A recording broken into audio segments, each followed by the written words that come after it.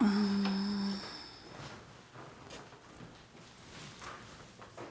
be nice if I was ambidextrous for things like this. What does a mom do when she wants things done right? She does it herself. Welcome to season 2 of DIY Mom. When I started this renovation, it was summer and now it's almost winter. The fall has just slipped by so quickly, and it's been 2.5 months that we've been working on this really small apartment renovation. Just things take time, and renovations always seem to take longer than what you anticipated. I was hoping to do it all in a month. I'm definitely anxious about how long it's taking. The stress is piling up. I've got other projects that I need to move on to, and this is taking a lot of my time. Slowly but surely, it is all coming together. So I'm happy with the way it looks. It looks like a cool place to stay, and I think my theme of it being an East Coast oasis is coming together. This week, I'm turning this bedroom around from cramped and boring to comfortable and hospitable. If you want to make the biggest profit out of your Airbnb, you need to have continuous 5-star reviews. The best way to get your guests to give your listing a rave review is for them to get a great night's sleep. A comfortable bedroom can make a lasting impression. I want to make a few simple changes to this bedroom to increase the character and style. At Home Hardware, I found this great line of flooring by Centura. It has foam cushioning built into it to make it a one-step installation process. It clicks together easily and goes together simply. So I decided to take out the old flooring as it was smelly and dated and put in a wide plank engineered vinyl product that is low profile and great for a basement. The old flooring is easy to pop off, and I'm relieved to see that there is solid subfloor underneath, which means installation can start right away. All I need to do is give it a good clean, and then I can get started. I've never installed vinyl flooring before, but I was seriously impressed by this product and how great it looks. The flooring needs to be staggered, so I prep and cut pieces as I go. I have a chop saw and a jigsaw, and it's best to cut and install one board at a time. The installation process takes a few hours in the bedroom, and because it goes in so smoothly and looks so great, I decide I better lay it down throughout the entire apartment. I have been racking my brain with ways to try to fix this hardwood floor. Trust me, I've put in tons of mental energy thinking about it, but when it comes down to it, to fix every one of these gaps in the floors, some of them are so big, they're like 1/4 inch, and they're everywhere. I would have to spend a day just scraping and putting in some kind of poly and wood filler into the floors. Then I would have to sand them down, and then I would have to stain them. So that's like gonna be at least 3 days of my life. So when it came down to it, I just didn't have the time or the money to spend into refinishing these floors. So I decided to go with the Durafusion vinyl floor covering, and it's been a godsend because it's so easy to put down and it's going in so quickly, and it's gonna make this place look really clean. This stuff is really heavy. I think it's like at least 50 pounds a box, so carrying 10 of these is a good workout. Should I ever decide to put the time and elbow grease back into repairing the wood floors, they're there underneath the vinyl and can resurface at any time. Now that the flooring is in, I can get to work on my accent wall. I found beautiful wide-cut rustic barnboard at Home Hardware for $20 a piece.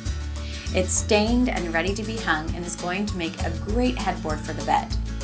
The rustic look is subtle and gives this room a cozy feel that goes with the apartment's East Coast theme. Installation is easy. You just need a chop saw, measuring tape, and a nail gun. The grooves on the board make it easy to line up and fit tight to the wall. I'm staggering the board so my seams are not all lined up, just like laying bricks.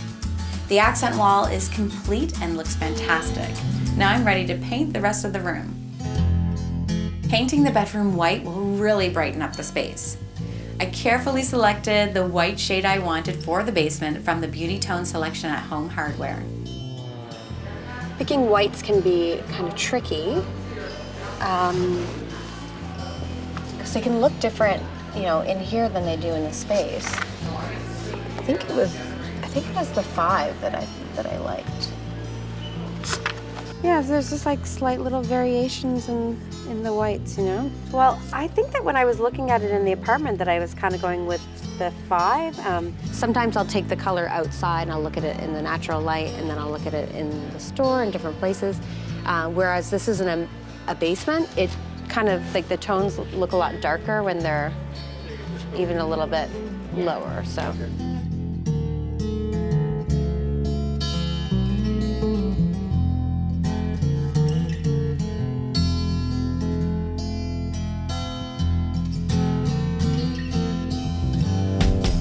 With a statement wall, the new lighter floor, and the bright white walls, it doesn't feel dingy in this basement bedroom any longer.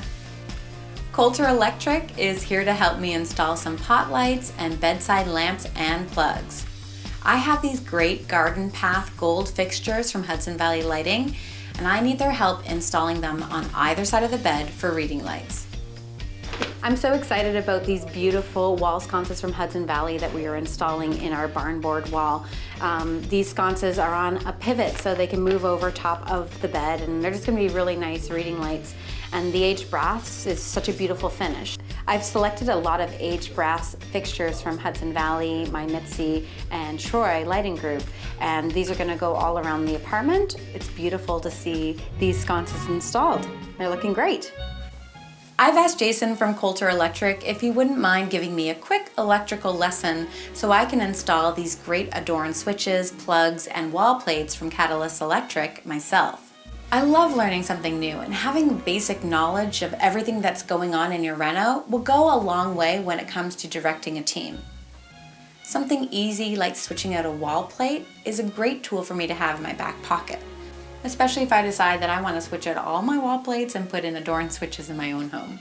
One thing that I notice when I'm posting a picture online is that I often have to Photoshop out the switches and the outlets because I think that they just don't look that great. So I'm switching all of the outlets, switches, and plugs that are visible in this apartment into something completely contemporary and modern looking. Legrand makes these Adorn switches and outlets that are really beautiful and fairly easy to install. So today I'm going to learn how to install them myself so I can take these old school switches out and put in something completely new and contemporary. So step 1 is to shut off your breaker or turn off the power to the switches. And now we're going to remove the old switches. You have something that puts the power in, and then something that takes the power and puts it to something else, or what's the basic? Basically, like all the switch is doing is breaking the power. All that switch does is breaks the continuity from one screw to the next. So coming off of that switch for each of these 3 wires would be what we call switched power. Okay. And then, Like any good electrician, you have to let all the scraps fall on the ground so that I have to come around and clean it up later. exactly. So you twist your wires clockwise, and then you twist the moret clockwise, and it actually tightens up Yeah, the cluster. exactly. Okay, and then now we have to clean off the ends of those. About an inch down, and it's going to be your third. You see the little 14 on the strippers there? This is 14 gauge wire, so Okay. that's Right there? So, yeah, and you just pull it off. Yeah.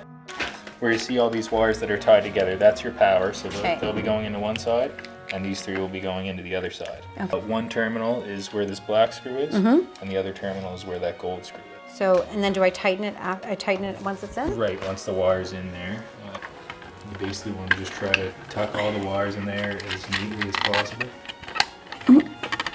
Now that I've done the most complicated one, hopefully the other switches and plugs are going to be a lot easier. I think it's just a matter of repeating the action over and over again until I put it to memory. A comfortable bed, fluffy pillows, and a few textile touches, and this room is ready to go. Clean white linen is a hospitality must, and a few chic decorative pillows and throws add a stylish touch and a pop of color. I have a blanket ladder for guest towels and a geometric shelf for a few succulents, and that's really all this room needs. Oh, maybe a touch of art. The final piece of my master bedroom puzzle are 2 maps I had custom created. One of Halifax and one of the North End neighborhood this apartment is located in. With the bedroom ready for guests, I can breathe easily. I'm one step closer to listing my Airbnb. Next week, tune in to see the completion and total transformation of the bathroom. It's a renovation project you won't want to miss.